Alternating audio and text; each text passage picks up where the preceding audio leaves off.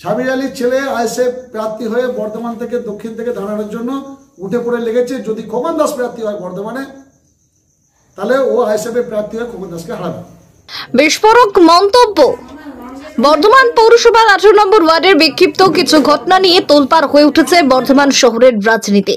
হঠাৎ একটি শান্ত ওয়ার্ডকে অশান্ত করার চেষ্টা চলছে। এরই মাঝে 18 নম্বর ওয়ার্ডের স্বনামধন্য বাসিন্দা সানি আলম মহাশয় তার বিরুদ্ধে ওঠা বিভিন্ন অভিযোগ নস্যাৎ করে দিলেন। তারই পারিবারিক আত্মীয় সাবির আলীর ছেলে শেখ হাসান ফিরোজের কুকীর্তি বর্ধমানবাসীর কাছে তুলে ধরলেন। তা জানতে হলে আসুন পুরো ভিডিওটি দেখে নিই। ভাই, আপনাদের সকলকে আমি ধন্যবাদ জানাই আজকের শুভ সন্ধ্যায়। কিন্তু আজকে যে পরিস্থিতিতে আপনাদের এখানে আমি ডেকেছি, সেই দিনটি যদি অন্য দিন হতো একটা, তাহলে খুবই ভালো হতো। আজ একটা ভাবগম্ভীর পরিবেশে আপনাদের ডেকেছি।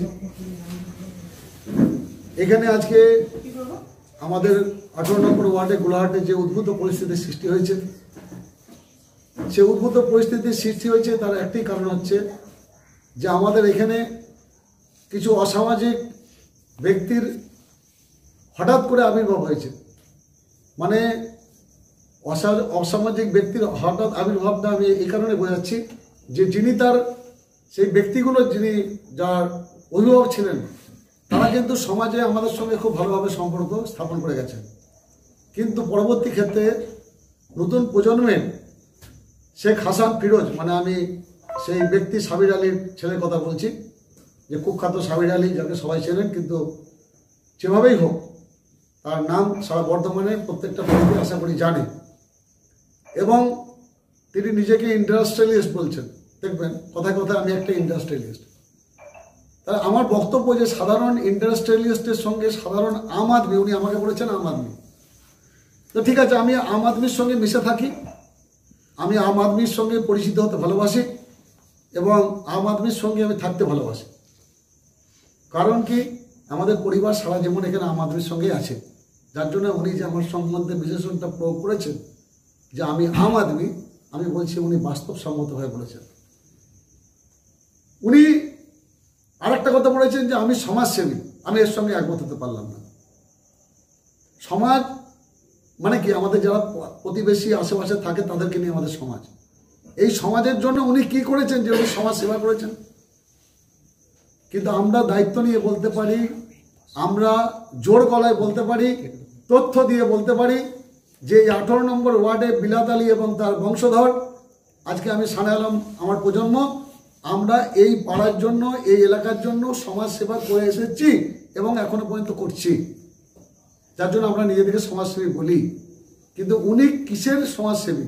উনি আমার 18 নম্বর ওয়ার্ডের 1 বিঘে জমি দেখান, 1 কাঠা জমি দেখান, একটা কোনো অংশ দেখান যেটা আমাদের 18 নম্বরের আম আদমির জন্য উনি করেছেন বা 18 নম্বর ওয়ার্ডের মানুষের জন্য করেছেন। এখানে যে মসজিদটাতে নামাজ পড়া হয় 18 নম্বর ওয়ার্ডে, সেই মসজিদের 40 বিঘে সম্পত্তি আমার দাদুর দেওয়া, আমার বাবার দেওয়া, আমার চাচাদের দেওয়া। এখানে যে বিয়ে বাড়িটা আছে লাইলা ভবন বিয়ে বাড়ি, যেটা আমরা তৈরি করেছি 2000 টাকা খরচ করে সাধারণ মানুষদের জন্য দেওয়া হয়। প্রদীপ রহমান বাকিটা সম্পূর্ণতা প্রদান করেছেন এবং আমার মায়ের নামে বাড়িটা উৎসর্গ করা হয়েছে এবং সেই জন্য আমার ফ্যামিলি 10 লক্ষ টাকা দিয়েছে। সেটা পাড়ার নাগরিক কমিটিতে রেজুলেশন করে লিপিবদ্ধ আছে, কোনো ফাঁকা গুলি নয়, রেজিস্টারে লিপিবদ্ধ আছে, কমিটির মানুষরা স্বাক্ষর করেছেন। এবং শুধু আজ নয়, যতদিন থাকবে এই বিয়েবাড়ি ততদিন লাইলা ভবন বিয়েবাড়ি, লাইলার নামটা থাকবে, তার জন্য আমরা 10 লাখ টাকা দিয়েছি। এবারে আসি আপনাদের যে আমাদের যে কবরস্থান, উনি বলছেন উনি ইন্ডাস্ট্রিয়ালিস্ট, তো উনার বাড়িতে যে মারা যাচ্ছে, উনার সালার বাবা মারা যাচ্ছেন বা যারাই মারা যাচ্ছেন, কার কবরস্থানে কবর দিতে যাচ্ছেন? আমি গর্ব করছি না যে আমার দাদু দিয়েছে বলে, আমরা কবরস্থানটা সাধারণ মানুষের জন্য দিয়েছি, এটা বলাটা ঠিক নয়, তবু আমি বলছি ওনার জন্য যে আমার পরিবার সমাজসেবা করেছে। ওই বিলাত আলী কবরস্থান আমার পরিবার দিয়েছে, আমার দাদুর নাম বিলাত আলী এবং বিলাত আলীকে ইংরেজরা শ্রী মহামহিম শ্রীযুক্ত লাট বলে উপাধি দিত। আজকে আমি আম আদমি, ঠিক আছে, আমি আম আদমি, আমি মানুষের সঙ্গে থাকি। আজকে আমি রিটায়ার্ড পার্সন, আমি ইস্টার্ন রেল সেন্ট্রাল গভর্নমেন্টে চাকরি করতাম, আমি সারা পশ্চিমবাংলার ইস্টার্ন রেলের 2 পুরস্কার প্রাপ্ত এবং আমি বিএসসি এলএলবি করে চাকরি পেয়েছি। আমি কারো দয়ায় চাকরি করিনি। আমি নিজেকে ইন্ডাস্ট্রিয়ালিস্ট বলি না, আমি নিজেকে বাহাবা দিই না। বর্ধমান শহরের বুকে আমার পরিবারের অন্ততপক্ষে 200 থেকে 300 কোটি টাকা সম্পত্তি আছে, এবং সেটা আমরা সাধারণ মানুষের জন্য দিয়ে দিয়েছি দান করে, ওয়াকফ করে আমার দাদু। এটা ওয়াকফ ইন আওলাদ, এটা আমার পরিবারের দেওয়া। আর আমি আম আদমি হিসেবে গর্বিত বোধ করি যে আমরা ওখান থেকে এটা কিছু নিই না। কিন্তু আজকে খুবই দুঃখজনকভাবে লাগছে আমার যে সামান্য একটা ছোট্ট এখানে একটা ফ্ল্যাট হচ্ছে, এই সাবির আলী একটা ছেলেকে নিয়োগ করে একটা ইউটিউবারকে দিয়ে আমার বিরুদ্ধে একটা খবর করালো যে আমি নাকি ওখানে কবর মানে ওয়াকফের জমিতে আমি একটা প্রমোট করছি, ফ্ল্যাট তৈরি করছি। আমি সাবির আলীর ছেলে শেখ হাসান ফিরোজ, তুমি যদি এই বার্তা আমার পাও, তুমি যদি আমার এই বক্তব্য শুনতে পাও, আমি আপনাদের মাধ্যমে ওকে চ্যালেঞ্জ করছি আপনাদের সামনে যে আমরা পাশাপাশি দুজন বসবো, উনি বসবেন আমি বসবো, উনি দেখাবেন যে আমি মালিক কিনা জায়গার, উনি দেখাবেন আমি প্রমোট করছি কিনা। এছাড়াও আমি বলছি এর বাইরে গিয়েও যদি উনি দেখাতে পারেন যে ওই সম্পত্তিগুলো, ওই দাগগুলো যে জমিতে প্রমোট হচ্ছে, যে জমিতে ফ্ল্যাট হচ্ছে, সেটা কোনোভাবে ওই ইসি 12,751 মধ্যে অন্তর্ভুক্ত, তাহলে আমি আপনাদের সামনে কথা বলছি, আমি বর্ধমান শহরের বুকে আমার মুখ আর কোনোদিন দেখাবো না, আমি বর্ধমান থেকে চলে যাবো আস্তে আস্তে। আর যদি উনি না দেখাতে পারেন তাহলে he should have apologized in front of general people of our ward. আমাদের প্রত্যেকটা 18 নম্বর ওয়ার্ডের সামনে ওনাকে ক্ষমা চাইতে হবে, কারণ উনি মিথ্যা প্ররোচনা সৃষ্টি করছেন, জনমানসে একটা বিভ্রান্তি তৈরি করছেন। যারা আম আদমি, যারা মানুষের জন্য এত কিছু করেছে, তারা একটা 4 কাঠা 5 কাঠা 20 কাঠা জায়গা দখল করতে যাবে। আমার এখনো নীলপুরের বুকে আপনি দেখবেন 700 কাঠা জায়গা পড়ে আছে, আমরা গরিব মানুষদের জন্য দিয়ে দিয়েছি। আমরা এই ওয়ার্ডে যা কিছু আছে সব কিছু আমাদের পরিবারের দেওয়া। সাবির আলী বলতে পারবে, তার ছেলে বলুক বুকে হাত দিয়ে, যে একটা সম্পত্তি, একটা অংশ, একটা কিছু এই পরিবারের এই ওয়ার্ডের জন্য দিয়েছে, তাহলে আমরা মেনে নেবো যে হ্যাঁ আমরা মানুষের জন্য কেন থাকি, সাধারণ মানুষের জন্য কেন থাকি। এবারে আসি পুকুরটা নেই। তাহলে সাবির আলী যদি ছেলে চ্যালেঞ্জ গ্রহণ করে, আপনাকে আবার বলছি, ওনাকে দেখাতে হবে যে যে প্রমোটটা হচ্ছে উনি আমার পাশে বসবেন, উনি একদম হাসতে হাসতে উনি কাগজ দেখাবেন এরকম করে নিয়ে এসে। আর যদি কাগজ দেখাতে না পারেন তাহলে যেন উনি দয়া করে আর কখনো এই প্রশ্ন উত্থাপন করবেন না এবং ক্ষমা চান আপনাদের সামনে, এটুকু আমি আশা করছি। কারণ আমি চাই যে মানুষের সামনে সত্যটা উন্মোচন করা হোক। সব টার্গেট প্রদীপ রহমান, যখন তখন তার নাম দিয়ে একটা বলে দিচ্ছে যে ওয়াকফের জমিতে প্রমোট করছে। কেন ওয়াকফের জমিতে প্রমোট করতে যাবে? কেন কবরস্থানের জমিতে প্রমোট করতে যাবে? আমাদের কি জায়গার অভাব পড়ে গেছে, না আমাদের টাকার অভাব পড়ে গেছে? আমি যখন রিটায়ার করি আমি 1.5 লক্ষ টাকা মাইনে পেতাম, আমি এখনো পর্যন্ত 70 থেকে 80 হাজার টাকা পেনশন পাই। আমার কিসের অভাব? আমার ছেলে আজকে ওয়ার্ল্ডের লন্ডনের রয়্যাল কলেজ অফ মেডিসিন থেকে ফেলোশিপ পেয়েছে, MBBS MD করেছে এক চান্সে, এবং ক্যালকাটা মেডিকেল কলেজ থেকে MBBS পাস করেছে, আপনার NIS থেকে MD করে, আপনার MDতে 57 র্যাঙ্ক করে, FRCR করে, আজকে লন্ডন রয়্যাল কলেজ অফ মেডিসিনে সারা পৃথিবী কম্পিটিশন দিয়ে ও আজকে রয়্যাল কলেজ অফ মেডিসিন থেকে ফেলোশিপ পেয়েছে, ওকে স্কটল্যান্ডে পোস্টিংয়ের জন্য আমন্ত্রণ করেছে।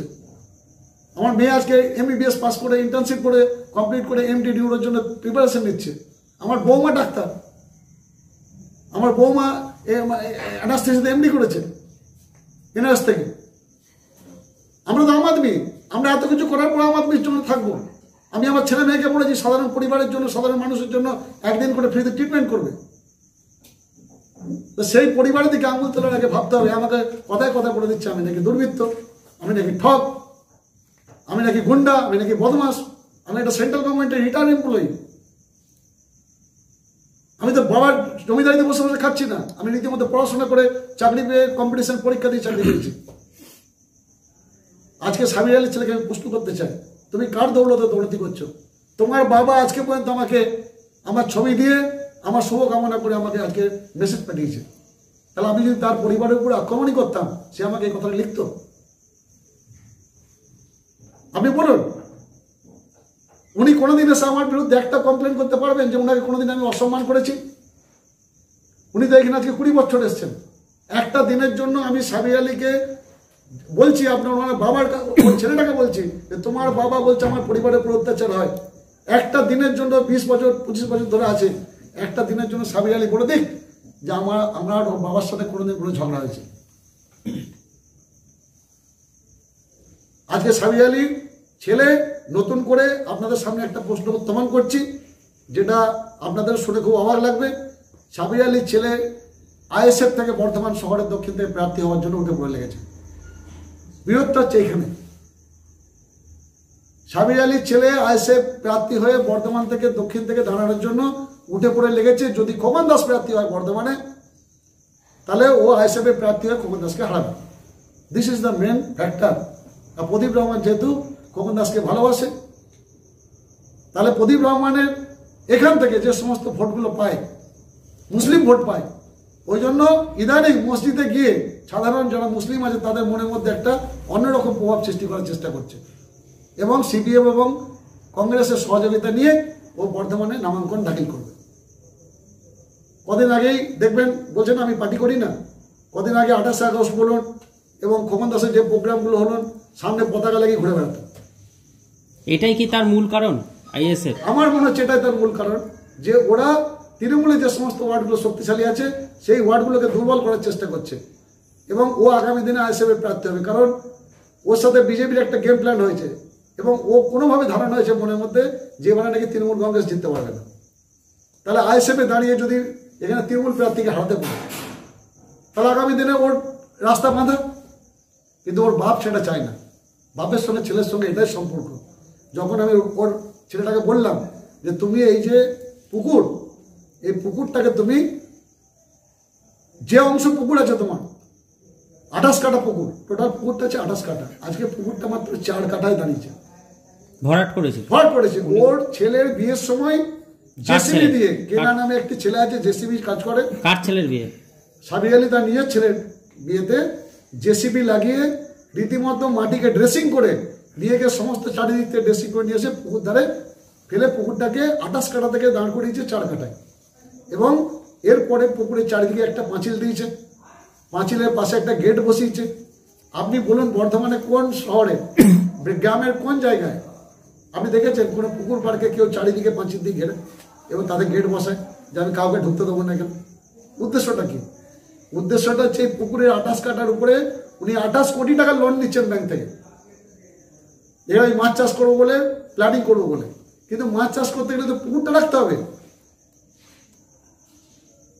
মানে উনি প্ল্যান করছেন যেখানে আমি ফিড তৈরি করবো, মাছের সিডস তৈরি করবো এবং বিদেশে রপ্তানি করবো, দিয়ে 28 কোটি টাকা লোনের জন্য অ্যাপিল করেছেন।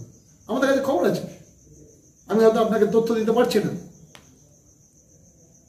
যখন এই প্ল্যানটা ওনার ভেস্তে গেল, তখনই উনি পুকুরটা ভর্তি করে দিয়ে কাগজটাকে দেখুন। এবং শুনুন, আমরা তো চাল ডাল আটা রুটি কিনি, উনি সব পুকুর কেনেন। শুধু এই পুকুরটা নয়, পাশেই একটা পুকুর আছে আমাদের একদম বিয়েবাড়ির পার্টি অফিসের উত্তর পশ্চিম কোণে, সেই পুকুরটাকে উনি কিনেছেন। আপনি বলুন আজকালকার দিনে পুকুর কে কেনে যেখানে কোনো জল নেই? কি কারণে কেনে পুকুরটাকে? একটা তো মানুষের মুনাফা থাকতে হবে। আমি আজকে একটা 1 কোটি টাকা দিয়ে পুকুর কিনবো, তাহলে আমার সেখান থেকে অন্তত 1 লাখ টাকা মাসে ইন্টারেস্ট আসতে হবে।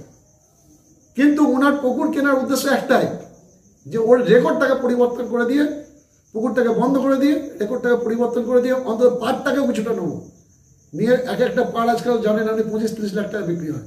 তাহলে পুকুরগুলো কিনছেন, ওই গোটা পুকুরটা আপনার হয়তো 1 কোটি টাকায় কিনলেন বা 50 লাখে কিনলেন, ওই পাড় 10-20 কাঠা বার করে নিয়ে উনি 2.5 কোটি টাকা 3 কোটি টাকা বিক্রি করে দিচ্ছেন, ব্যাংকের লোন নিয়ে নিচ্ছেন। সাধারণ মানুষের জন্য এই পুকুর ভরাটটা বন্ধ করার জন্যই কি আপনাদের সঙ্গে বিবাদ? একদম 100 বলেছেন, ঠিক কথা। আমি আপনাদের সামনে এই মোবাইলে বলছি যে উনি আমাদের সামনে বসুন এবং বলুন যে আমি পুকুরটাকে পরিব্যবস্থায় ফিরিয়ে দেবো, আমরা ওনাকে স্বাগতম জানাবো, ওনাকে দিয়ে ফিতে কাটাবো, ওনাকে দিয়ে ফুলের মালা দিয়ে ফিতে কাটাবো যে এটা আমাদের পুকুরটা আবার পরিব্যবস্থায় ফিরে এসছে। আমাদের আর কোনো রকম কোনো বক্তব্য নেই। যে উনি পুকুরের পাড়ে গিয়ে বলুন দাঁড়িয়ে একবার, বা আপনাদের মোবাইলের সামনে বলুন যে পুকুরটা 28 কাঠা পুকুর আমি 28 কাঠায় ফিরিয়ে দিচ্ছি। তারা দাবি করছে, সাবির আলীর পরিবারের লোক দাবি করছে যে পুকুরটা তাদের বা জায়গাটা তাদের। আমরা 100 বার বলছি ওনাদের, আমরা কখনো বলিনি পুকুরটা ওদের নয়, আমাদের পুকুর কখনোই বলিনি আমরা। ওনারা কিনেছে, পুকুরটাকে বন্ধ করে দিয়ে ওখানে আপনার একটা মাল্টি পারপাস বিল্ডিং তৈরি করবেন, মাল্টি বিল্ডিং যেটাকে বলে সুপার স্পেশালিটি বিল্ডিং করবেন ওখানে। সেই জন্য লোন নেবেন। ওনার তো উদ্দেশ্য যে বাড়িটা তৈরি করা নয়, ওনার উদ্দেশ্য হচ্ছে লোন নেওয়া। মানে ওই যে রেকর্ডটা পুকুর লেখা আছে না, ওইটা মুছে দেবে, মুছে দিয়ে সেটাকে ব্যাংকে দিয়ে বিশাল পরিমাণে একটা লোন নিয়ে নেবে। এবং যে জন্য উনি অনেকবার জেলও কেটেছেন, বহুবার বাড়িতে পুলিশ এসে ওনাকে জেলে নিয়ে গেছেন। আপনারা গোটা বর্ধমানের লোক জানে, কখনো পচা মাছ বিক্রি করার জন্য আমার কাছে রেকর্ডিং আছে। এই করোনার সময় সারা বর্ধমানে সব স্তব্ধ, উনি লরি লরি পচা মাছ নিয়ে এসে বিক্রি করছেন। এলাকাবাসীরা যেরকম অভিযোগ করছে যে এরা ব্যবসা ছাড়াও আলাদাভাবে অন্য কোনো অবৈধ ব্যবসাও আছে এদের। দেখুন, অবৈধ ব্যবসা তো কি করে আমাদের জানা নেই। বিভিন্ন রকম মানুষ সারা ভারতবর্ষ থেকে বেড়াতে আসে, এবং মানে আমরা যারা ধর্মকর্ম করি, আমরা যারা মুসলিম ধর্মে বিশ্বাস করি, আমরা যারা নামাজ পড়ি, আমার জিজ্ঞাসা করি যে সাবির আলী তো বড় দাঁড়িয়ে রেখে ঘুরে বেড়ান নামাজ পড়ে, ওনার ছেলে কতদিন যান বলুন তো জামাতে? আপনি জিজ্ঞেস করুন যে বলেছে উনার ছেলে কবে ধর্মকর্ম করতে যান, উনার মেয়ে কবে ধর্ম করতে যান। আমরা তো যারা ধর্মকর্ম করি যতটা পারি আমরা করি, যতটা পারি না আমরা করি না, কিন্তু উনি সারা ভারতবর্ষ থেকে বিভিন্ন মানুষকে বাড়িতে আমন্ত্রণ করেন। সৌদি আরব থেকে নিয়ে আসছে লোক, আপনার কখনো কেরল থেকে আসছে, কখনো জার্মান থেকে আসছে, এবং নিয়েও চলে যাচ্ছে 2 মাস 3 মাস, কি করে কেউ বোঝে না। সেখান থেকে এনজিওর নাম করে কোটি কোটি টাকা আমি নিয়ে আসছেন। আমি জানি, আমি হয়তো প্রমাণ দিতে পারবো না আপনাকে, কিন্তু এগুলো পাবলিকলি ভেসে বেড়ায়। এত টাকার উৎস কোথায় আমরা সেসব ব্যাপারে জানি না। প্রশাসন আছে, আপনার ইনকাম ট্যাক্স আছে, তারা দেখবে, কিন্তু বিভিন্ন রকমের মানুষ সারা ভারতবর্ষ থেকে ওনার কাছে এসে আবির্ভূত হয়। তিনি কোনো ভিআইপি না, কিন্তু তার বাড়িতে কিন্তু নিরাপত্তা রক্ষী গানম্যান। আমাদের এইটাই বক্তব্য যে দেখুন, একটা মানুষের নিরাপত্তা কখন দরকার হয় পাড়ার মধ্যে? আপনি কি পাড়ার মধ্যে, আপনারা তো সাংবাদিক, কখনো দেখেছেন যে আপনি বাউন্সার নিয়ে ঘোরেন? 8-10টা বাউন্সার নিয়ে উনি ঘুরে বেড়াতেন। তারপরে কি হলো, একটা করে বাউন্সার সব চলে গেল, মানে তাদেরকে মাইনে দিত না। এরপরে কি হলো বলুন তো, এখন সিকিউরিটি রেখেছে। কাদের সিকিউরিটি রেখেছে জানেন? যে আমাদের কারখানাতে ওই চুরি করতে গিয়ে, মানে ইলেকট্রনিক্সের, প্রগতি ইলেকট্রনিক্সের মালপত্র থাকতো গোডাউনে, জানলা দিয়ে ঢুকে চুরি করতে গিয়ে ধরা পড়লো। ওর মা বাবা আমাদের কাছে জোরহাত করলো, আমরা ছেড়ে দিলাম। সেই ছেলেটাকে নিয়ে গিয়ে, যেহেতু আমাদের সঙ্গে বিরোধ, তাকে নিয়ে গিয়ে সিকিউরিটি করে দিল। একটা ছেলে যে মদ খেয়ে ঘুরে বেড়াচ্ছে, আপনি দেখছেন, তাকে নিয়ে যে ব্যাডমিন্টন খেলার জন্য একটা ব্যাডমিন্টন ধরিয়ে দিচ্ছে। মানে উদ্দেশ্য কি? যে প্রদীপ রহমান ব্যাডমিন্টনে খেলছে, তাতে বাধা দিচ্ছে। মানে পুকুরের মধ্যে পুকুরটা বুঝিয়ে একটা ব্যাডমিন্টন কোর্ট করে দিল। মানুষকে দেখাচ্ছে প্রদীপ রহমান ব্যাডমিন্টন খেলতে দিচ্ছে না। আসল উদ্দেশ্য কিন্তু অন্য, যে পুকুরটা এতে ভরাট অবস্থাতেই থাকে। ব্যাডমিন্টন করতে তো ব্যাডমিন্টন জীবনে কোনোদিন ব্যাডমিন্টন খেলতে দেখিনি। আমাদের ওয়ার্ডে এত খেলাধুলা হয়, কখনোই আসেনি খেলতে, না ও এসছে না ওর কেউ এসছে। কিন্তু হঠাৎ করে ব্যাডমিন্টন কোর্টটা কেন কাটলো, আর কাদের জন্য কাটলো, মানে আর কোথায় কাটলো? মানে যেখানটা পুকুরটা বুঝিয়েছে, সে পুকুরটার পাড়ে ব্যাডমিন্টন কোর্টটা কাটলো, যাতে আমরা যদি বাধা দিয়ে যাই ব্যাডমিন্টন কোর্ট কাটছিস কেন, পুকুর বন্ধ করে পাবলিকলি বলবে যে দেখো প্রদীপ রহমান ব্যাডমিন্টন খেলতে দিচ্ছে না। দিস ইজ দ্য মেন মোটো। লাইলা ভবন বিয়ে বাড়িটা নাকি বিল্ডিং যেটা আছে সেটা অবৈধ। আপনারা জানেন, জনগণের জন্য যদি কোনো কিছু তৈরি হয়, জনগণের সবকিছুই জনগণের জন্য, ওটা কারো ব্যক্তিগত সম্পত্তি নয়। কালকে বলবে কবরস্থানে যদি কোনো কবর কেউ দেয়, সেটা অবৈধ, সেটা পারমিশন না নিয়ে দিচ্ছে। আজকে আপনি বলেন না, বর্ধমানে তো অনেক কবরস্থান বিজেপির সুরে কথা বলছে। আগেকার দিনে রাজা মহারাজারা আপনি জানতেন, তারা কি করতো? হিন্দু রাজারা দান করতো যে এটা মুসলিম কবরস্থান হোক, মুসলিম রাজারা দান করতো যে এটা হিন্দুর কোনো দেবদেবীর পুজো হোক।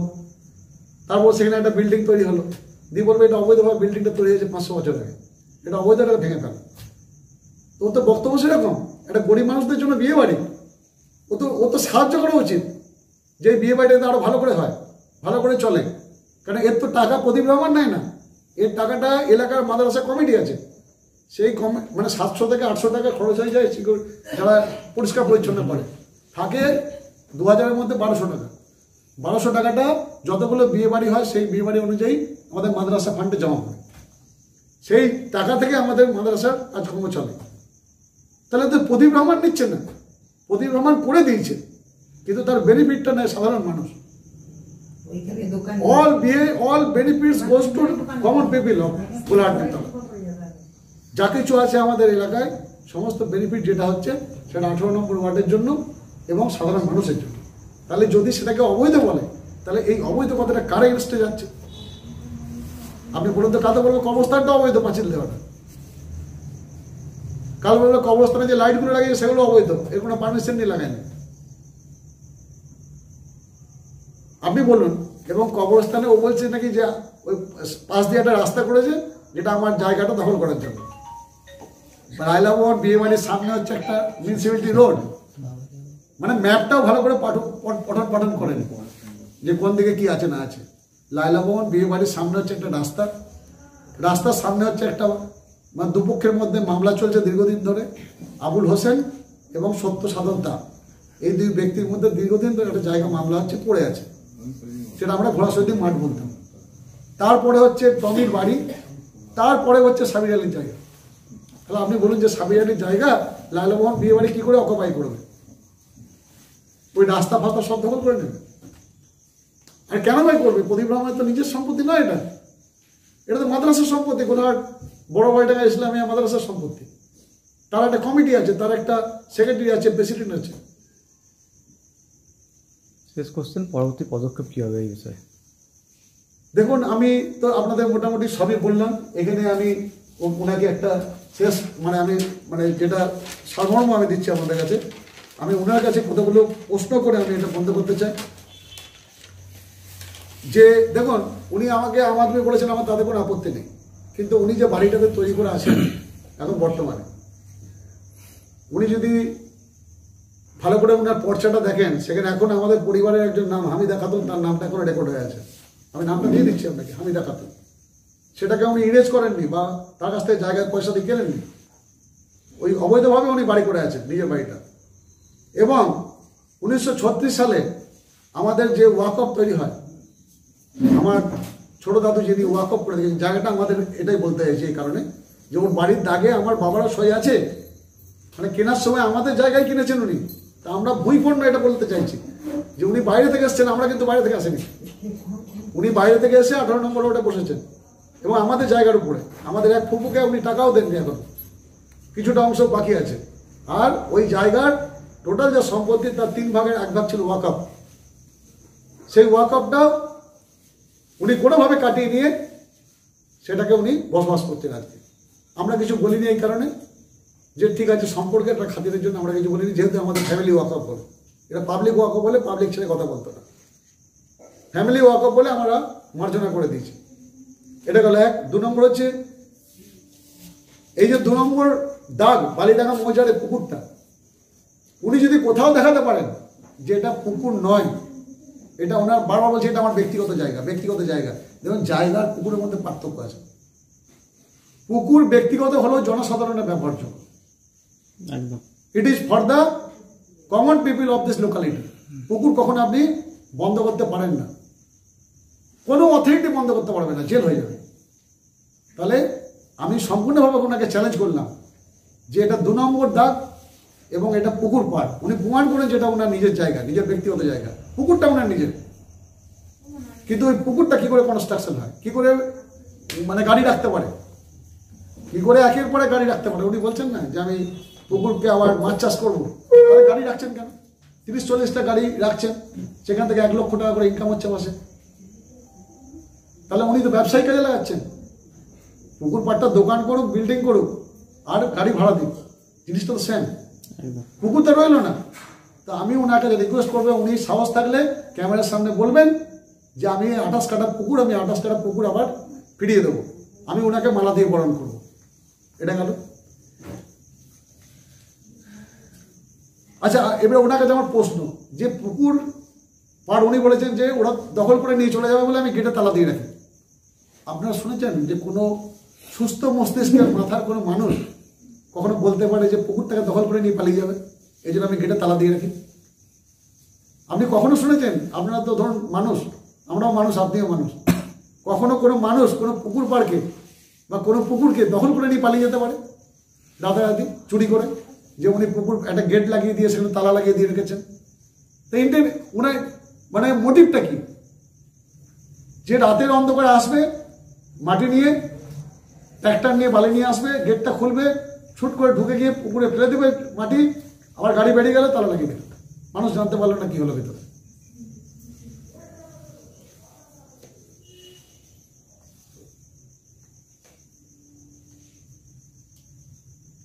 আমি এই গোলাহাটের যে মসজিদ মাদ্রাসা কমিটির আমি 40 বছরের সম্পাদক। ওর বাবা বহুদিন থেকে চেষ্টা করেছিল যে এই পদে বসার জন্য। সিপিএম আমলেও আমি সম্পাদক, আমি তৃণমূল আমলেও সম্পাদক। কারণ মানুষ জানে, এলাকার মানুষ, যে এদের পরিবারে সব কিছু জানে। তাহলে জনগণের জন্য যদি কিছু করতে হয়, আমার বাবা ভোটে দাঁড়াতেন, তাহলে অন্ততপক্ষে এদের পরিবারকেই দায়িত্ব দেওয়া উচিত।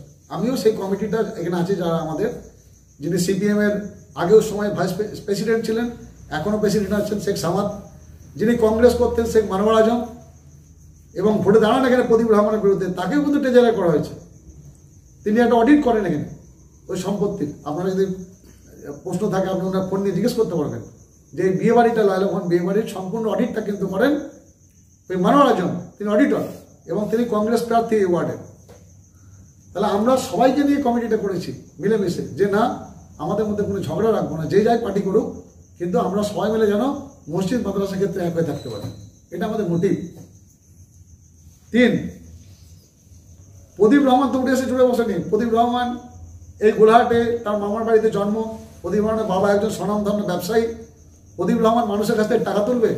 উনি বলেছেন যে আমার কাছে প্রায় টাকা তোলে, দেখবেন একটা জায়গায় বলেছে হ্যাঁ আমার কাছে টাকা চায়। প্রথমে একটু আমতা আমতা করছিল, যে যখন কোশ্চেন করলে প্রদীপ রহমান কি আপনার কাছে টাকা চায়, উনি বললেন হ্যাঁ।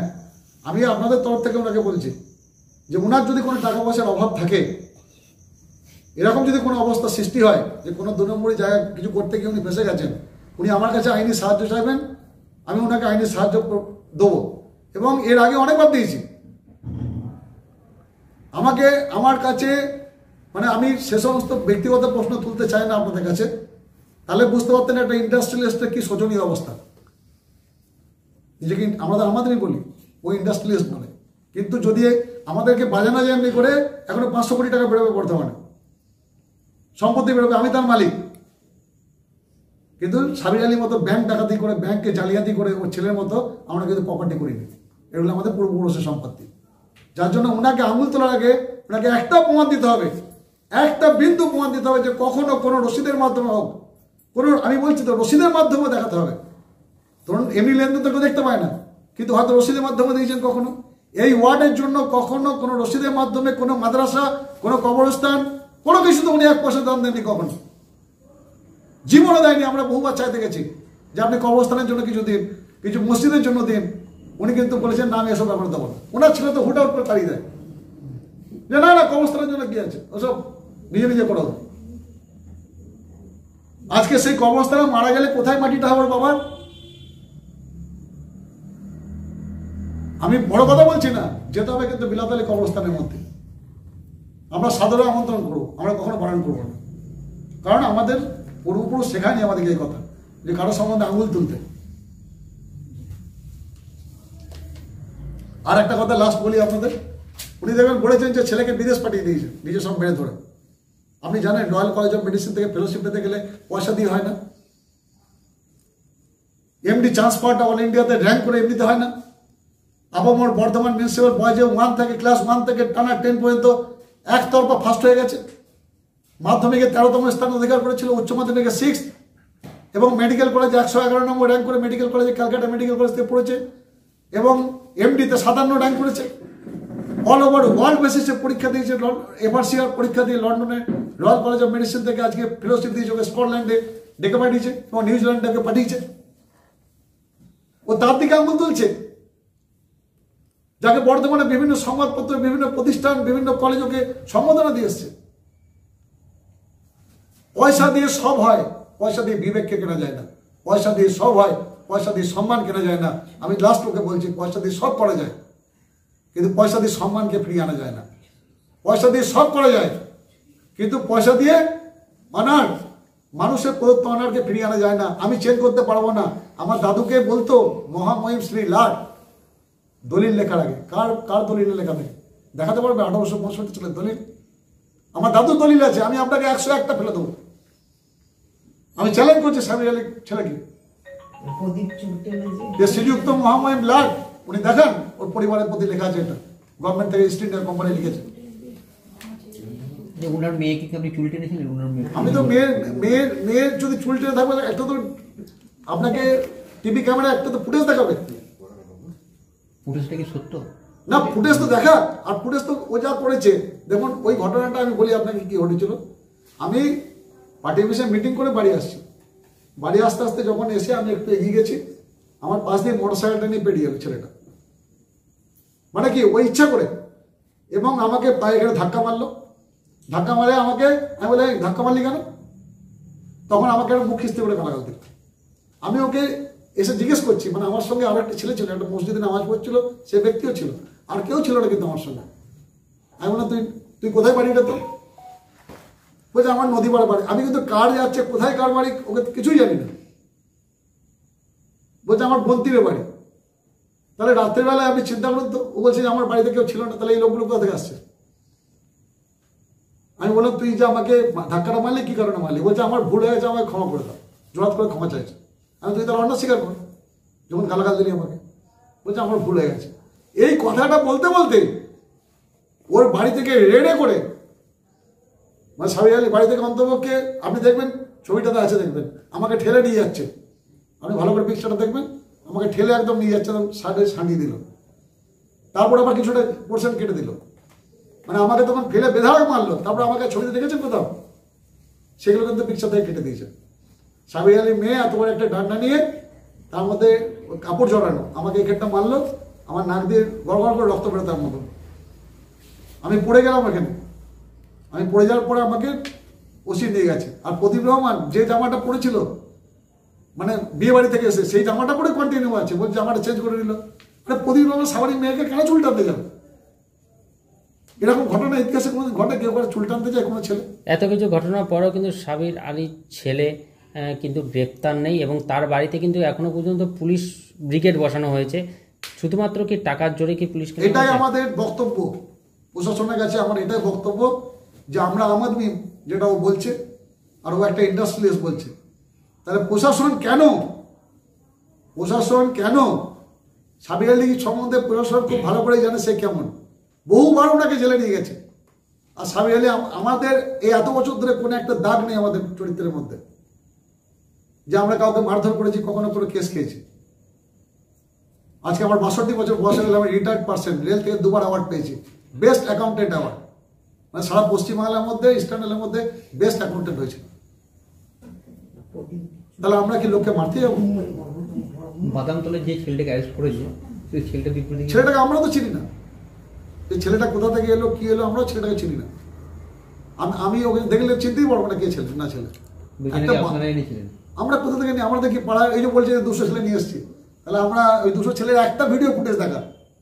আমি এই কথাটা আপনাদের বলছি যে বারবার বলছে 200-250 ছেলে নিয়ে এসছে, তাহলে 200-250 ছেলের ও একটা যদি ভিডিও ফুটেজ দেখাতে পারে যে ওর ঘরে আক্রমণ করছে আর গুলি চালাচ্ছে, আপনাদের কাছে আমি জুতো মুখে নিয়ে ঘুরে বেড়াবো। 200 দেখাতে হবে না, ও 100 ছেলের ভিডিও দেখালে একটা ফুটেজ, যে 100 লোক ওর বাড়ি আক্রমণ করছে আর ওর সিকিউরিটি গুলি চালাচ্ছে প্রাণ রক্ষার্থে। গুলিটা কোথায় চালায় মানুষ? নিশ্চয় রোডে এসে চালাবে না। পাঁচিল টপকে ওনার বাড়ি যাবে, ঢুকবে, দরজা ভাঙবে, সে অবস্থা দেখা যে ওনার বাড়ি কেউ ভাঙছে। একটা ভিডিও ফুটেজ দেখা, একটা ভিডিও ফুটেজ দেখা যে কোথাও ওর বাড়ি ভাঙছে। ও বলছে পেছনে গেট দিয়ে আসছিল, তো পেছনে তো পুকুর, ও তো চারিদিক খোলা, তো গেট ভেঙে কেন আসতে হবে? পেছন দিকটা হচ্ছে বিস্তীর্ণ এরিয়া, পুকুর, চারিদিক খোলা। তো মানুষ যখন ওর বাড়ি আক্রমণ করতে আসবে, গেট ভেঙে অবস্ট্রাকশন করে তালাটা ভেঙে কেন আসবে? সে তো পিলপিল করে আমরা গাছের পাশ দিয়ে আসবে। তো সেদিককারই একটা ছবি দেখাক না, যে 150-200 ছেলে ওই দিক থেকে আসছিল। ও তো কথায় কথায় বলছে ফুটেজ দেখাবো, তাহলে একটা ফুটেজ দেখাক যে ওর গেট দিয়ে পেছন দিক থেকে পাঁচিল দিয়ে 150-200 লোক আসছে এবং লোক ফায়ার করছে, বা রাস্তায় দেখা। রাস্তায় আপনি কোনোদিন এত ফুটেজ দেখেছেন, কোনো জায়গায় দেখেছেন 150-200 লোক জমায়েত হয়ে বাড়ি আক্রমণ করছে এবং ওর লোক গুলি চালাচ্ছে? ওর বাড়ির লোকেরা তো রাস্তা দাঁড়িয়ে আমার সঙ্গে একটা হুজ্জত করছে, তর্কাতর্কি হচ্ছে, কিন্তু কোনো জায়গায় দেখেছে যে আমি কাউকে মারছি? এবং আমরা 5-6 জন, আমাদের ওদের হয়তো 10-12 জন, আর তো কোনো লোক নেই ওখানে। একটা তর্কাতর্কি হচ্ছিল, কথা কাটাকাটি হচ্ছিল। লাইলা ভবনের অপোজিটে যে জায়গাটা রয়েছে সেইটা নিয়েও কথা হচ্ছে। কি কথা বলুন? লাইলা ভবনের অপোজিটে যে পার্কিং এর একটা জায়গা রয়েছে, লাইলা ভবনের অপোজিটে জায়গা তো বললাম আপনাকে যে দুটো ব্যক্তিগত মামলা চলছে দুজনের মধ্যে, এবং দীর্ঘদিন থেকে ওটা 1980 সাল থেকে মামলা চলছে, আজ 45 বছর ধরে পিএমসের মামলা। সেই মামলা অবস্থায় বাড়ির জায়গাটা অবিকৃত অবস্থায় পড়ে আছে। এটা আমাদের সঙ্গে কোনো সম্পর্ক নেই। এবার জায়গা ফাঁকা থাকলে তো পাড়ার লোকেরা সেখানে খেলাধুলা করে, জানাজা পড়ে, বুঝলেন? এবং আমরা উদ্যোগী নিয়ে চেষ্টাও করেছিলাম যে ওই জায়গাটাতে এলাকার লোকেদের একটা জানাজা পড়ার জায়গা করা হয়। উনি বলছেন জানাজা কবরস্থানে পড়ো। দেখুন কবরস্থানে জানাজা পড়ে যায় না। এটা পড়ে যায় কি? মানে ওনার বক্তব্য হলো কি যে কবরস্থানে জানাজা পড়ুক। আপনি যদি বলেন যে কবরস্থান নেই বলবে, তাহলে ছুঁড়ে ফেলে দিক নদীতে লাশগুলো। ওনার যে অ্যাটিচিউড, ওনাকে একজন প্রশ্ন করেছিল দেখবেন মাঝখানে, যে আমি প্রশ্নটা মানে দেখে খুব আমার হাসি লাগলো। উনি বলেছেন যে বহু মানুষের নাকি বাড়ি আমরা ভাঙচুর করেছি এখানে, এবং 18 নম্বর ওয়ার্ডে বহু মানুষের মানে আমাদের উপরে ক্ষিপ্ত বিধ্বস্ত হতো। আপনাকে অনুরোধ করলাম আপনাদের, আমার তো মনে হয় উনি যদি আপনাদের সঙ্গে যান, যে বাড়িতে যাবেন সে বাড়িতে ওনার দরজা বন্ধ করে দেবে, কারণ উনি জানেনই না কোন বাড়িটা কার। মানুষের সঙ্গে তো মিশতে হবে। আপনি শুরু করবেন একটা বাড়ি থেকে, প্রত্যেকটা বাড়িতে তার ভিতরে ঢুকে প্রদীপ রহমান মাটিতে বসে ভাত খাওয়ার ক্ষমতা রাখে, কারণ আমরা আম আদমির সঙ্গে মিশি, মানুষের সঙ্গে থাকতে হয়। ও বলতে পারবে কোন বাড়িটা কার, অ্যাটলিস্ট কোন বাড়িটা হিন্দু মুসলমানে বলতে পারবে। ছেড়ে দিন নাম ডাক, ছেড়ে দিন কোন বাড়িটা হিন্দু থাকে, কোন বাড়িটা মুসলিম থাকে, কোন বাড়িটা কটা ভাই বোন থাকে, বলতে পারবে? মানুষের সঙ্গে কোনো সম্পর্কই নেই। 1 টাকা কোনোদিন দান করেনি আমাদের মসজিদ মাদ্রাসা বা কবরস্থানের জন্য, 1 টাকা নয়, নট আ সিঙ্গেল রুপিস। বুঝি দেখাতে পারে আমাদের মসজিদ কমিটিতে যে আমরা কখনো কিছু দিয়েছি। আমি তো 40 বছর সেক্রেটারি, আমি জানি দেয়নি। যখনই কথা বলে "ও, চলে যান, বন্ধ করে দেওয়া হচ্ছে"। তো এই যে অ্যাটিটিউড, আমি ওকে বলবো ওর বাবাকে, বাবার কাছে আবেদন করবো, কারণ বাবা বাইরে যা করুক, আমি সেটা দেখতে যাবো না, আমার দেখার কোনো মানে মানে ইচ্ছাও নেই, রাইটও নেই। কিন্তু আমি এটুকু জানবো, বাবা কিন্তু মোস্ট জেন্টলম্যান হিসেবে আমাদের সঙ্গে ব্যবহার করেছে। এই যে 20-22 বছর এসছেন ওনারা, প্রত্যেকটা সময় খুব ভদ্রভাবে আমাদের সক্ষতা। আরেকটা কথা আপনাকে বলে শেষ করছি আমি, ওনার বড় শালা নাসিম নওয়াজ, ওর নাম, নিজের বড় শালা, তার নামে ব্যাংকে কোটি কোটি টাকা লোন নিয়েছিল, এবং সেই নাসিম নওয়াজ আমাদের কাছে চিঠি দিয়েছিল প্রত্যেকটা পাড়ার লোকেদের কাছে, ভালো ভালো লোকের কাছে, যে আমার নাম করে লোন নিয়ে নিয়েছে 100 কোটি টাকা, আমি জানি না। এবং দুর্ভাগ্যের ব্যাপার, যখন কোর্ট থেকে নোটিশ আসছে সেটাও জানাচ্ছে না শালাকে, তার হয়ে উকিল দিয়ে ডিফেন্ড করছে কোর্টে। মানে যদি হেরে যায় তাহলে সাবির আলী শালা জানতেও পারবে না নাসিম নওয়াজ যে ওনাকে কোনোভাবে মানে উনি লড়েননি কেস, মানে উনি গ্যাদার থেকে লোন নিয়েছেন, গ্যাদার থেকে কেস লড়েছেন এবং গ্যাদার থেকে হেরেছেন, এটা প্রমাণ করার জন্য। এবং উনি আমাকে বলেছেন ওনার মানে শালা যে আমার আত্মহত্যা করা ছাড়া কোনো পথ রাখেনি আমাকে সাবির আলী। তাই যে নিজের শালার সঙ্গে এরকম ব্যবহার করতে পারে, এবং সব থেকে বেশি করেছে এটা ওর যে ফিরোজ, তার ইন্ধনে সে করা করেছে, এটা এই করা করেছে, এর ইন্ধনে হয়েছে। তার যে নিজের শালার সঙ্গে ব্যবহার করে এরকম, নিজের পরিবারের সঙ্গে এরকম ব্যবহার করে, সে মানুষের সঙ্গে কি ব্যবহার করবে? আচ্ছা, শেষ প্রশ্ন, সাবির আলীর ছেলে কি নাম কি? শেখ হাসান ফিরোজ। শেখ হাসান ফিরোজ, যত অভিযোগ শেখ হাসান ফিরোজকে নিয়েই। হ্যাঁ, শেখ হাসান ফিরোজ জবে থেকে বলতে আরম্ভ করলো যে আমার বাবা তো ফুটে যাবে 2 দিন পরে, যা কিছু কথা বলো আমাকে নিয়ে বলো। মানে যে লোকে আসে, বিয়ে বাড়িতে রান্না করেছিল বিরিয়ানি, সবাই জানে, গোলাহাটের লোক জানে, একটু ঝাল হয়েছিল বিরিয়ানিতে জানেন, তার জন্য বিরিয়ানি মালিককে 94,000 টাকা দেয়নি। সে এসে পার্টি অফিসের সামনে বসতে হতো, কান্না করতো। একটা লোককে কাজ করিয়ে আমার কাছে ভিডিও রেকর্ডিং আছে, যে 7,000 টাকার কাজ করেছে একটা লোক, ঘুষ করার থেকে এসে তাকে কাজ করিয়েছে, তাকে টাকা দেয়নি, এবং সে এসে কান্নাকাটি করে বলছে আমাকে সাবির আলী টাকা দেয়নি। আমার কাছে ভিডিও ফুটে যাচ্ছে, আপনাকে দেখাচ্ছি। আপনার নাম জানেন না? আপনার নাম পরিচয়টা একটু। হ্যাঁ, আপনার নাম আর পরিচয়। হ্যাঁ, মানে এইটা একটু দেখুন আপনি, জাস্ট 1 সেকেন্ড লাগবে। দেখছি, হ্যাঁ, এটা দিয়ে দিন। আপনার নাম আর পরিচয়। আমার নাম হচ্ছে শেখ সানে আলম, আমি রিটায়ার্ড গভর্নমেন্ট এমপ্লয়ি। আমি এই এলাকার কবরস্থান এবং মাদ্রাসা কমিটির সেক্রেটারি। আমার এর আগে আমার বাবা ছিল 30 বছর, আমি 40 বছর আছি। প্রদীপ রহমান আপনার কি হচ্ছে? প্রদীপ রহমান আমার ভাগনা, এবং প্রদীপ রহমান আমাদের পরিবারের একজন অংশ। কত নম্বর ওয়ার্ড? এটা হচ্ছে 18 নম্বর ওয়ার্ড। এবং আমি একটা বার্তা দিচ্ছি যে যত চেষ্টাই করুক না কেন, মানুষের দরবারে প্রদীপ রহমান কি কাজ করছে সারা বর্ধমান